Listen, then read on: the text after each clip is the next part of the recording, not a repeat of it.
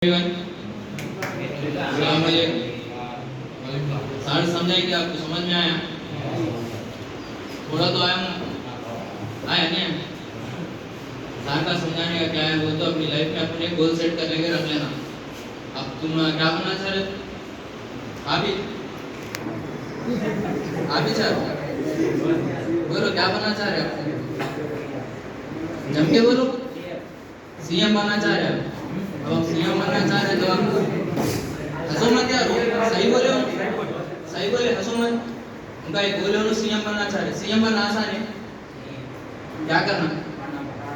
पढ़ना पड़ता, नॉलेज भी लेना पड़ता। नॉलेज हो तो कुछ भी कर सकते। अब नॉलेज नहीं है, तुम सीएम बनते हो तो नहीं बनते। तुम्हारे चार लोग आते, अरे क्या बात कर रहे हैं, तो बोले तुम डिमोटिवेट हो जाते। वैसे लोगों से तुम दूर रहना, तुम्हारा गोल तुम सेट रख लेना। हंसो ना कोई, हंस रहे क्या? सही बोल रहा हूँ? देखो मेरा गोल क्या है, वो तो मैं सेट नहीं कर लिया। अभी कर ले तुम, अभी कर ले तुम, सेट नहीं कर लिया। मैं समझ में आया था, मैं सेट नहीं कर लिया, अभी कर ले तुम।